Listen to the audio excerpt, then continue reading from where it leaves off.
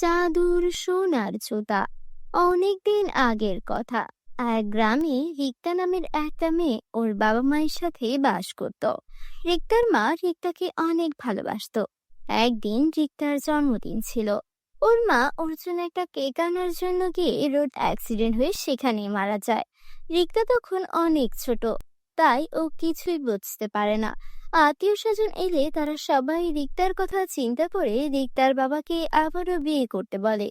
রিক্তার বাবা কাজল নামের একজন মহিলাকে বিয়ে করে নিয়ে আসেন। মা রিক্তা, বেরিয়ে এসো, দেখো আমি তোমার জন্য কাকে নিয়ে এসেছি। কে বাবা উনি? উনি তোমার মা। বাবা, আমার মা তো এমন দেখতে নয়, তুমি মিথ্যে বলছো। আমার মা দেখতে অন্যরকম, ইনি আমার মা নয়। আরে মামুনি, ইনি তোমার মা। তোমার মায়ের অ্যাক্সিডেন্ট হয়েছিল, তাই তোমার মা দেখতে একটু অন্যরকম হয়ে গেছে। তুমি তোমার মায়ের সঙ্গে এখন থেকে সুন্দর করে মিলেমিশে থাকবে। আচ্ছা বাবা, ঠিক আছে। এই যে মামুনি, এদিকে এসো, আমি তোমার মা হই। এদিকে এসো, তোমার আরেকটা ভাইও আছে, তুমি তোমার ভাইকে দেখবে? হ্যাঁ মা, আমি আমার ভাইকে দেখতে চাই। আচ্ছা, তোমার ভাই একটু হাসপাতালে আছে, একটু অসুখ হয়েছে তো, 2 দিন পর আসবে। রিক্তার বাবার সামনে রিক্তার সৎ মা কাজল রিক্তার সঙ্গে ভালো আচরণ করত।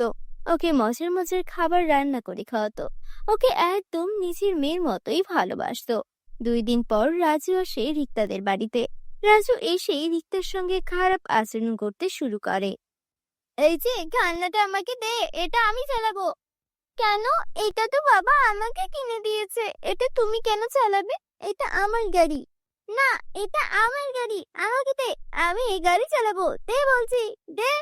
দুই ভাই বোনের মধ্যে গাড়ি নিয়ে টানাটানি শুরু হয়। বন্ধুরা, তোমরা যারা যারা গল্পটি দেখছো এখনই তোমাদের নাম কমেন্টে লিখে জানাও। তখন সেখানে রিক্তার বাবা চলে আসে। কি হচ্ছে এখানে? তোমরা এমন মারামারি করছো কেন? বাবা দেখো, এই গাড়িটা আমার, তারপর রাজু ভাইয়া আমার থেকে গাড়িটা কেড়ে নিতে চাইছে। আচ্ছা ঠিক আছে মাবুরি, রাজু যেহেতু চাইছে গাড়িটা তুমি ওকে দিয়ে দাও, আমি তোমাকে একটা নতুন গাড়ি কিনে দিব। আচ্ছা বাবা, ঠিক আছে। তার কয়েকদিন পর শহরে একটা বড় কাজের উদ্দেশ্যে রিক্তার বাবার বাইরে যেতে হয়। যাওয়ার আগে সে রিক্তাকে ও তার মাকে ডেকে বলে, শোনো মামুনি, তুমি তোমার মায়ের কাছে থাকবে, আমি তোমার জন্য টাকা পাঠাবো, আর তোমার যা খেতে ইচ্ছে করবে সব তোমার মা তোমাকে বানিয়ে দিবে। তোমার মায়ের সঙ্গে থাকতে তোমার কোনো অসুবিধা হবে না তো? না বাবা, মা তো আমাকে অনেক ভালোবাসে, আমার কোনো অসুবিধা হবে না। আরে, তুমি এত চিন্তা করছো কেন? তুমি নিশ্চিন্তে কাজে যাও, আমি আমার মেয়েকে আদরেই রাখবো, তুমি নিশ্চিন্তে থাকতে পারো। যাও, মন দিয়ে কাজ করবে। এরপর রিক্তার বাবা শহরে কাছে চলে যায়। উনি যাওয়ার পরপরই কাজল তার আসল রূপ দেখাতে শুরু করে। এই রিক্তার বাচ্চা, রিক্তা, ঘুম থেকে উঠিসনি এখনো? তাড়াতাড়ি এদিকে আয়। কি ব্যাপার মা, আজকে মতন এমন করছি কেন? যাই তো দেখি। হ্যাঁ মা, বলো, কি হয়েছে? চা, আমার জন্য চা বানিয়ে নিয়ে আয়। মা, আমি তো কখনো রান্নাঘরেই যাইনি, আমি কি করে চা বানাবো? রান্নাঘরে যাসনি, এখন যাবি? যা বলছি তাই কর। আচ্ছা ঠিক আছে মা, যাচ্ছি। তারপর রিক্তা ওর ছোট ছোট হাতগুলো দিয়ে মায়ের জন্য চা বানিয়ে নিয়ে আসে। আরে বাহ, তোর হাতের চা তো খুব মজার হয়েছে। আজকে থেকে সব চা তুই বানাবি। তোর কাজ ছিল আমাকে 3 বেলা চা করে দেওয়া। রিক্তা ওর মা যা বলতো তাই শুনতো, কিন্তু সৎ মা রিক্তার উপর অনেক অত্যাচার করত। আর ধীরে ধীরে বাড়ির সব কাজ রিক্তাকে দিয়ে করাতে শুরু করে। রিক্তাকে ঠিকমতো 2 বেলা খাবারও খেতে দিত না। একদিন রিক্তা কাঁদতে কাঁদতে ঘরে এসে ঘুমিয়ে পড়লো। তখন স্বপ্নে ওর আপন মা এসে ওকে দেখা দিল। তার সাথে ইশারা করে একটা বাক্স দেখালো। রিক্তা ঘুম থেকে উঠে খাটের নিচ থেকে সেই বাক্সটা বের করলো, আর দেখলো সেখানে অনেক সুন্দর একটা সোনালী রঙের জুতা রাখা আছে। মা, আমাকে স্বপ্নে এই জুতাটাই দেখাচ্ছিল, নিশ্চয়ই এটা কোনো বিশেষ জুতা হবে, এটা পরে দেখি তো। তারপর রিক্তা ওই জুতোটি পরে বাড়ির সব কাজ করতে রাখলো। অন্যান্য দিনের তুলনায় আজকে সব কাজ ও খুবই দ্রুত করে ফেললো। আরে বাহ, আজকে সব কাজ কত তাড়াতাড়ি করে ফেললাম। সবকিছু মায়েরই চাদর জুতার যেন হয়েছে।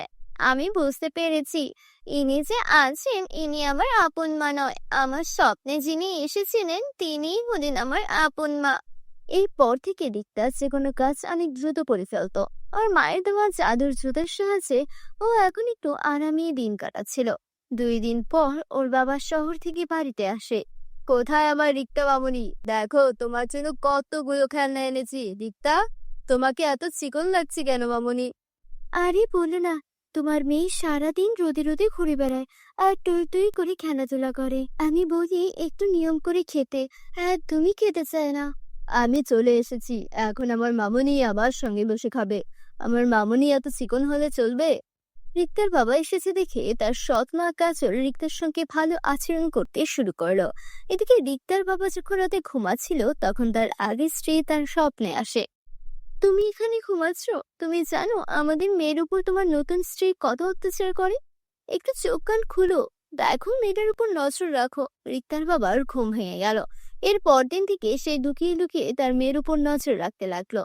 সে লুকিয়ে দেখলো সৎমা কাজল রিক্তাকে জোরে জোরে থাপ্পড় দিচ্ছে আর ঘরের কাজ করাচ্ছে। তখনই সে ঘরের মধ্যে প্রবেশ করলো। আমি তোমাকে বিশ্বাস করে বিয়ে করে এনেছিলাম, আর তুমি কিনা আমার মেয়ের উপর এমন অত্যাচার করো। বেরিয়ে যাও, এক্ষুনি ঘর থেকে বেরিয়ে যাও, বেরিয়ে যাও বলছি। আমাকে ক্ষমা করে দাও, আমার ছেলেটার কথা চিন্তা করো। আমার ছেলেকে নিয়ে আমি কোথায় যাব? তোমার ছেলের কথা আমি চিন্তা করব? তুমি আমার মেয়ের কথা চিন্তা করেছিলে? আমার ভুল হয়ে গেছে, আমি সত্যি মানামির কলঙ্ক। আমি তোমার মেয়ের সঙ্গে অনেক অন্যায় করেছি। রিক্তা ও সৎ মায়ের প্রতি অনেক মায়া হলো। বাবা, মা তো ক্ষমা চেয়েছে, মা মায়ের ভুল বুঝতে পেরেছে।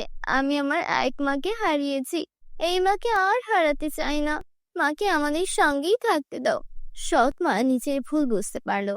এরপর সে আর কখনো রিক্তার সঙ্গে খারাপ আচরণ করেনি। তারা সবাই মিলেমিশে বসবাস করতে লাগলো। তো বন্ধুরা, কেমন লাগলো তোমাদের কাছে আজকের এই গল্পটি? কমেন্ট করে জানিয়ে দিও।